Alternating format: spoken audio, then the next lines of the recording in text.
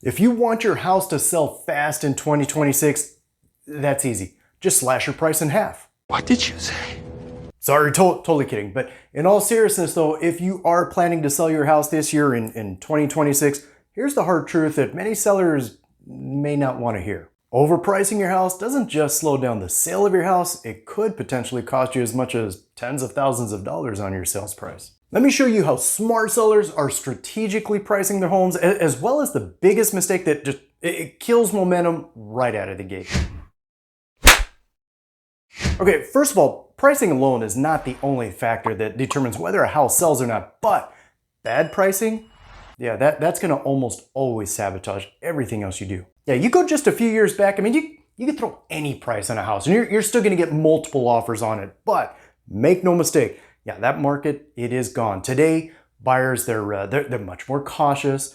The inventory of homes, it's much more balanced to the number of buyers that are out there, and because of that, the pricing sensitivity, that is a real thing. That doesn't mean that home sellers are not getting top dollar for their house still though. Not at all, they are, but only for the ones that feel like a good value from day one. And if you get past the initial 2, 3, even 4 weeks on the market, which is when buyer demand is gonna be at its highest for a new listing. But when you get past that time frame, the number of showings, it does tend to start slowing down. Not saying that they stop altogether, but many times they do start to slow down. And the longer your house sits on the market, the more risk you run of getting weaker or less desirable offers on your house, or worse, maybe no offers at all. Hey, sorry real quick if this is your first time here, my name's Jose and I am your SoCal Realtor. Here we help Inland Empire homeowners sell smart, buy their next home better, and move with confidence. So if you are thinking about making a move, don't hesitate to reach out. My team and I, we are here and ready to help. But enough about that. Let's go ahead and get back to the rest of the video. Here's something else I see happening far too often. Let's start the price a little higher. I mean, see what happens. We can always come down later. On the surface, sure, it probably sounds harmless. Here's the problem with that strategy, because buyers, they don't shop for homes one by one by one. Instead, they shop for homes in a price range. And when your house is priced a little too high, well, the buyers that would have been excited about, would have fallen in love with your house, well, they never found it.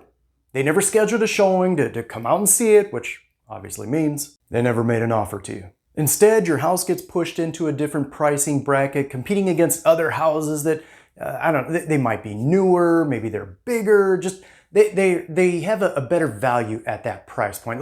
Listen, showings, that is the #1 key to getting offers for your house. And if your pricing just feels a little off, well, you're hurting the urgency that buyers might have to see your house. And if you're losing out on urgency, you're losing out on showings. And if you're losing out on showings, well, you're losing out on competition for your house. And when there's no competition, buyers aren't gonna rush. They're gonna take a step back and they're just gonna say, well, let's see what happens with this one. And now a few more weeks go by and the showings slow down even more. And now the conversation turns into, think we should lower the price? The problem is that by that point, the listing for your house, it's a little stale now. The market's already seen it. I mean, buyers, they're not excited. They're not saying, ooh, we should go see that one. Instead, they're saying, what's wrong with that one? Why is it still there? Okay, what's wrong with it?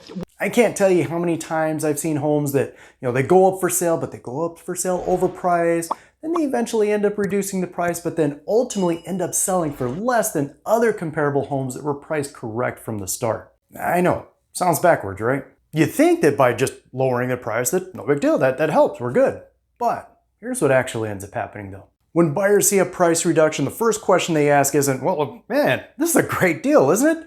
No, instead it's, what's wrong with this house? You think that seller is motivated and might take a lower offer? Then that's when the tone of the conversation starts to change. Buyers, they stop competing and they start negotiating. The leverage, it shifts away from you and instead it shifts toward the buyer. Instead of strong offers, you get cautious or low offers. And instead of clean terms, you start getting those requests. And instead of urgency, you get hesitation. In many cases, the market already told you what your house was worth, but by lowering the price later on, you're just confirming that. However, for most buyers, when they look at your house and they see that happen, they're not looking for a lower price. Now, for most of them anyway, they're looking for a discount. The sellers that are winning today, they're doing it very different. Instead of chasing the highest number, they're focused on creating the strongest demand for their house. They're pricing their house in a way that creates urgency, attracts more showings. It allows them to get the market to work for them instead of against them. If you remember, I talked about how buyers, they shop in a price range. Well, this allows their house to be the best possible option in that price range. In other words, they're letting buyer demand do all the heavy lifting for their house. That's how you're going to get the best possible price for your house in today's market. By the way, if you are finding this helpful, I put together a free seller's checklist. Well, walks you through everything that needs to be done to your house before you put it on the market in order to successfully sell for the sales price that you're looking for. You'd be surprised how many of these steps I see get missed. Be sure to grab it after the video, but you'll find the link to download that down below. With all that said though, the biggest pricing mistake I see happening all too often is it's not even necessarily just overpricing. Instead, it's pricing based on hope instead of data. In other words, hoping that the market will stretch, hoping that a buyer will fall in love with their house, hoping that someone will pay more because they need to net a certain number. I get it though. Those are completely normal thoughts or concerns. It is important to keep in mind though that the Zillow's estimate that you found online or the sales price that your neighbor got for their house last year or even the number that you need to net from the sale of your house, none of that actually determines the market value for your house. That's always set by what's happening in your neighborhood right now, meaning current comparable sales, active competition in your price range, and how buyers are behaving today, not 6 months ago. That's why pricing your house to sell fast, that's not a guess, it's a strategy. And when you have the right strategy working for you instead of against you, you're putting yourself in the best possible position to not just sell your house fast, but to sell your house for top dollar. As I mentioned earlier, if you are thinking about selling this year, be sure to grab my free home sellers checklist. It will walk you through each step that needs to be taken in order to successfully sell your house this year. You'll find the link to download that in the description section below. Of course, though, if you do have any questions at all, or if you are in fact thinking about buying or selling, my contact information is also below. Feel free to reach out. Otherwise, until then, we'll catch you on the next one.